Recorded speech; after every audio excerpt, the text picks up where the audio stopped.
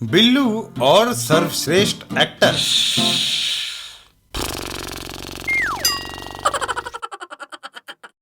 रामलीला। पूरे ब्रह्मांड में है कोई दूसरा जो लंकाधीश रावण के असीम शक्ति का मुकाबला कर सके। स्टेज के पीछे। गब्दू, अगले दृश्य में तुम्हें जाना है। सर्वोत्तम एक्टर को मिनिस्टर इनाम देगा, पर मुझे शक है कि तुम्हारा रिहर्सल भी ठीक से हुआ है। यार बिल्लो, खाना ज्यादा खा लिया था, पेट में गड़बड़ी के कारण कुछ कर नहीं पा रहा।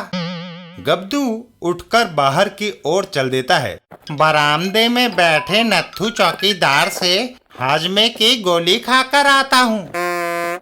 बरामदे में।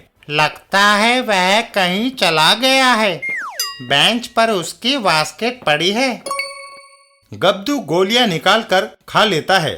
अच्छा हुआ बास्केट में हाजमे की गोलियां मिल गई। तभी नत्थू काका वहां आते हैं। नत्थू काका, जब तुम नहीं थे मैंने हाजमे की एक गोली ले ली। हैं? हाजमे की गोलियों की शीशी मेरे पास है, वह शीशी नींद की गोलियों की है। हर गब्दू पूरी बात सुनने से पहले सो चुका था। देर हो गई। इधर बिल्लू। अगले दृश्य की घंटी बज गई, जाकर कमबख्त गब्दू को लाऊं। ये नींद की गोली खाकर सो गया है। बिल्लू और नथु काका गब्दू को उठाकर चल पड़ते हैं। इसे स्टेज पर ले चलो, पर्दा उठने वाला है। स्टेज पर। तुम चाहे ढोल बजाओ या नंगाड़ा पीटो, कुंभकर्ण 6 महीने से पहले नहीं उठने वाला। दर्शक गब्दू का अभिनय देख जोरदार तालियां बजाते हैं।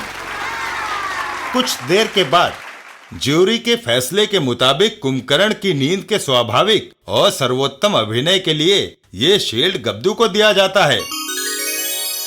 मैंने गब्दू का नाम लिया था, तुम्हारा नहीं।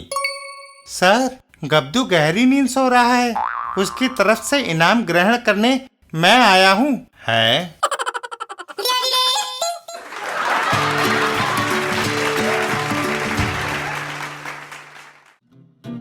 पिंकी और बॉक्सर। एक दिन लाटू के घर पर। अरे लाटू, यह क्या कर रहे हो? कल मेरा बॉक्सिंग का मैच है पिंकी, उसकी प्रैक्टिस कर रहा हूँ। क्या तुम्हें जीतने की उम्मीद है? 100%। क्या तुम देखना चाहती हो कि मैं अपने विरोधी बॉक्सर को कैसे पछाड़ता हूँ? दिखाओ। लाटू अपना मुक्का बॉक्सिंग बैग की ओर तानता है। मान लो ये मेरा विरोधी है, मैं इसको बायां मुक्का दिखाता हूँ, और जब वह इधर देखता है तो मैं पूरे जोर से दायां घुमाकर मारता हूँ। लाटू एक मुक्का बॉक्सिंग बैग पर जमा देता है और फिर इस तरह दर्शकों का अभिवादन स्वीकार करता हूँ।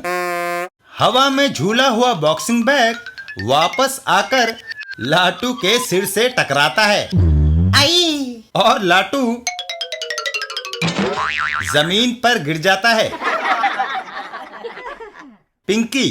जो अपने ही वार से चित हो गया, वह विरोधी को क्या गिराएगा?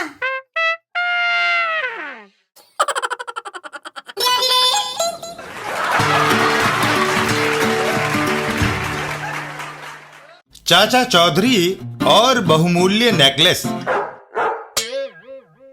शहर में एक ज्वेलर्स की दुकान। छक ज्वेलर्स। सेठ जी, मुझे अपनी बीवी के लिए एक नेकलेस चाहिए, कृपया अंदर तशरीफ लाइए। सेठ उसे कई किस्म के नेकलेस दिखाता है। देखिए, एक से एक बढ़िया डिजाइन, सब खालिस सोने के हैं। वो आदमी अपने हाथ में एक नेकलेस उठाकर देखता है। मुझे इनमें से एक भी पसंद नहीं, सारे पुराने फैशन के हैं। ये बोलकर वो आदमी दुकान से निकल जाता है। कुछ देर के बाद। सेठ जी, नेकलेस दिखाइए। ये देखिए, अभी बाहर ही रखे हैं, सब खालिस सोने के हैं। वो महिला एक नेकलेस को उठाकर हाथ में देखती है। तुम इसे सोने का कहते हो? साफ पीतल नजर आ रहा है। है? पीतल? अरे मैं लुट गया। चाचा चौधरी उस ज्वेलर्स की दुकान के आगे से गुजर रहे होते हैं, तभी उनके कान में एक आवाज पड़ती है, हाय मैं लुट गया। अरे ये कौन रो रहा है?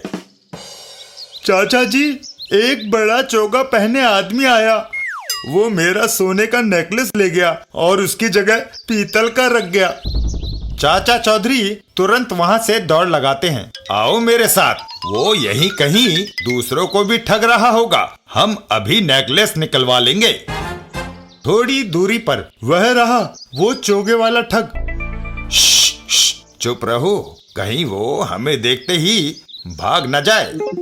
चाचा चौधरी रॉकेट को इशारा करते हैं, रॉकेट जाओ, उस चोगे वाले आदमी ने हमारा नेकलेस चुराया है, उससे वो जेवर निकलवाओ। रॉकेट दौड़ता हुआ चोगे वाले की तरफ जाता है। इधर वो चोगे वाला, मुझे ये नेकलेस पसंद नहीं, पुराने फैशन का है।